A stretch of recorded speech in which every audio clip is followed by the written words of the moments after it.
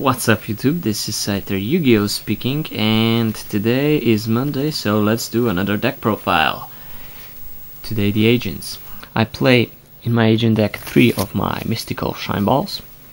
This card is really good when combined with the Agent of Creation Venus. Let's just show them here. I play 3 of them. You just pay 500 life points to summon one of the shine balls. You can do that multiple times. So yeah. Then I play 2 Agent of Mystery Earth. Good card actually.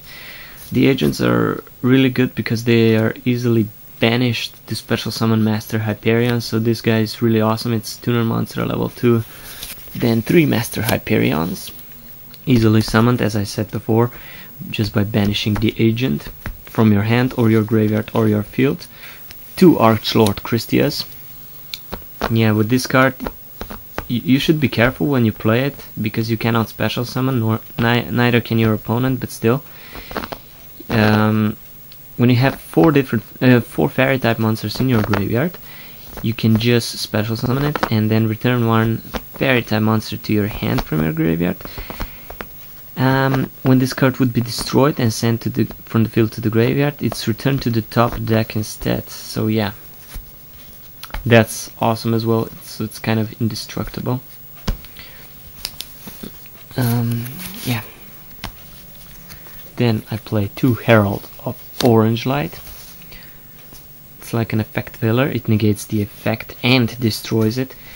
You have to send it with additional fairy type monster from your hand, of course. Usually combined with Mystical Shine Ball. So you have 2 fairies in your graveyard. So that's an easy grave building for Archlord Christia or Chaos Sorcerer or BLS, whatever. Then I play 2 Tour Guides from the Underworld. This is a good card to start the duel, because you just search for a Fiend type level 3 and Xyz summon for Zen minus, Leviathan, Dragon, Acid Golem, whatever rank 3 Xyz you want. So yeah. For the targets of my Tour Guides, I play 1 Dark Resonator and 1 Night Assailant. I prefer Dark Resonator.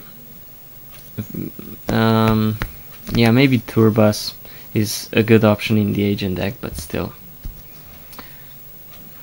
it's the choice of every independent. Maybe when I get the Turbas, I'll sub it for the Dark Resonator.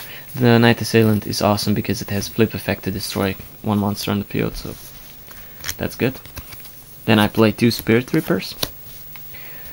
They can really rip the deck. When they attack directly, you just randomly discard 1 card from your opponent's hand, and it's kind of a marshmallow effect because it cannot be destroyed in battle. So yeah, a substitute for marshmallow, but better.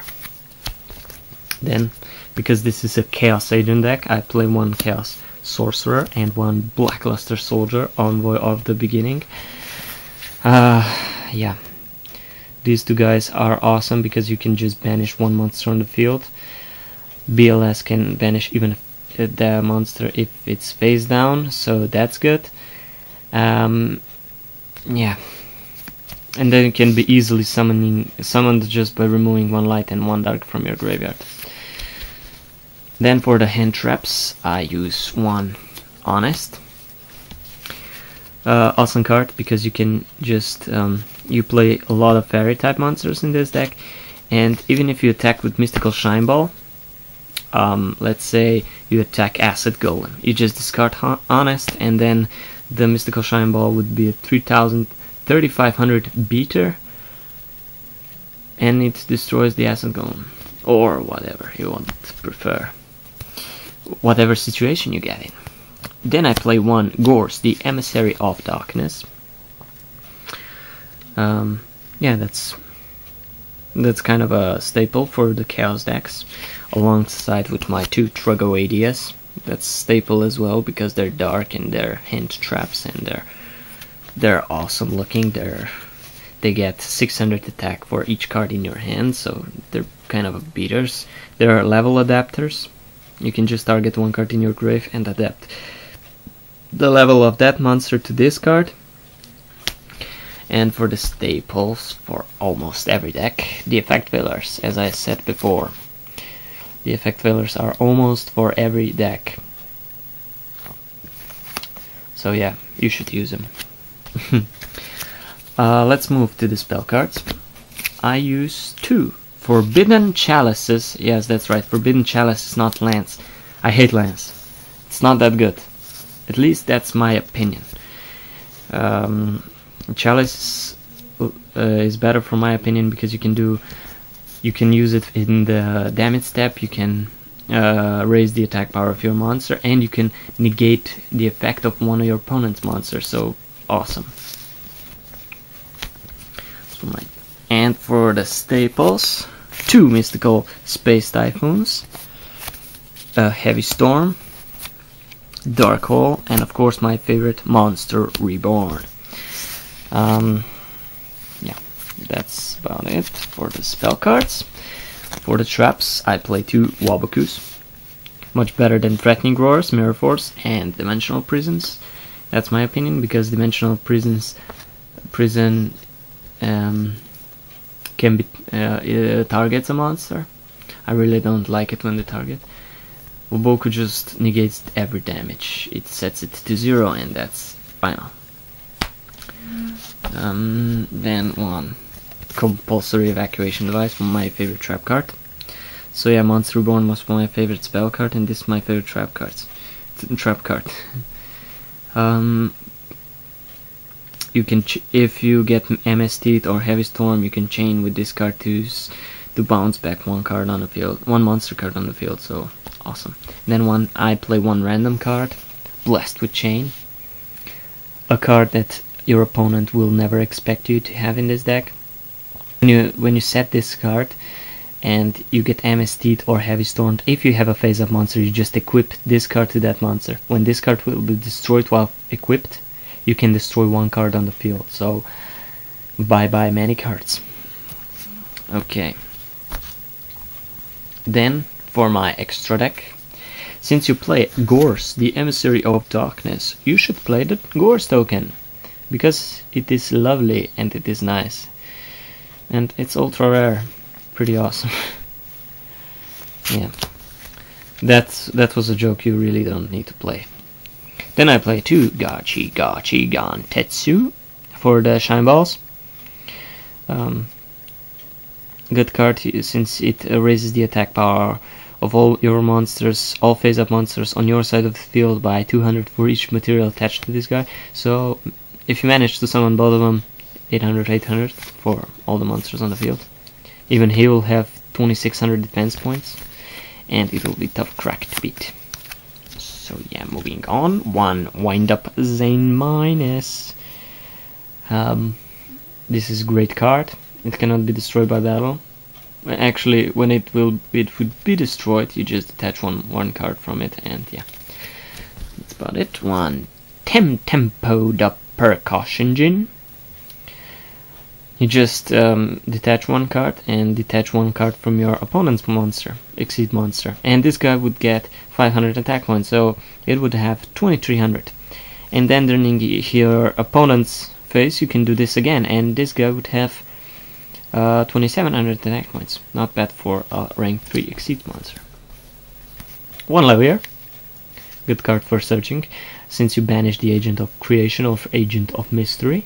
For Master Hyperion, you just special summon him. Then, number 30, Acid Golem, 3000, rank 3 beater. Be careful when you summon him. You cannot special summon when he's on the field, so that's not good. When you don't have material, you have to pay life points during each standby phase, and it cannot attack when this guy has no material, so you just have to be careful. Then 1 Maestroke the Symphony Jin. Same stuff with Gachi and Wind Up Zen Mains. If it would be destroyed, you just detach 1, and then it wouldn't be destroyed. Same goes for Temtempo. If you have Maestroke and Temtempo, if Temtempo would be destroyed, you just detach 1 from Maestroke and you save Temtempo. then one Photon Papilloperative, or Papilloperative, whatever. When I get Gaga Cowboy, I will substitute it for this one. But it's a pretty decent card because once per turn you can detach one material from this guy and target one defense position monster on the opponent's side of the field, change it to attack position, and that guy loses 600 points. So yeah, good card. Those were the XCs. Now the synchros. I use Armory Arm. Yes, I may be old-fashioned, but I still use Armory Arm because you can get Mystical Shineball on the field and the Herald of Creation or the Agent of Creation, the Agent of Mystery, sorry, Earth, and then just exceed for Armory Arm. You can equip it to Master Hyperion. It can be a really tough track to beat. Then one Ally of Justice Cataster. Yeah, well, kind of a staple for every deck that uses synchros. It destroys. It basically destroys by effect every card that is not dark. So yeah, and it's easily summoned in this deck. One Black Rose Dragon. As I said before, at my first deck profile, this card can save your butt in the tough situations. It can nuke the field and then you can start over. Then I play one Stardust Dragon. Well, for my opinion, every deck should play Stardust Dragon, but yeah, not every deck is adaptable for him. Tough Rule Archfiend. A life gainer when you just play with your opponent. One Scrap Dragon, just to, don't know. When you have to get rid of something on the field, you can get Scrap Dragon and then some. Then I basically am in the dilemma which card to play, Crimson Blader or the Trident Dragon, which I don't have here. I lent it to a friend, so yeah. They're both really awesome, and you can use the Trident Dragon with the Master Hyperion or and the Agent of Creation of Mystery Earth or Herald of Orange Light. Sorry, did I said before Herald of Perfection? I meant Herald of Orange Light. Sorry. So yeah, but this guy is awesome too.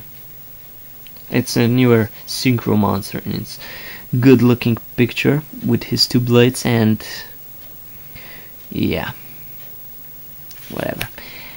Okay, thanks YouTube for watching.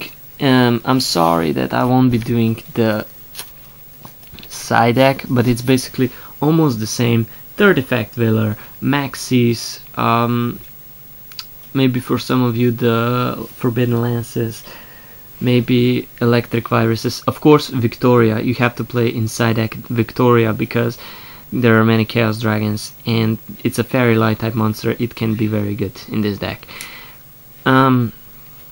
So yeah, thanks for watching YouTube, and see you next week. Bye bye.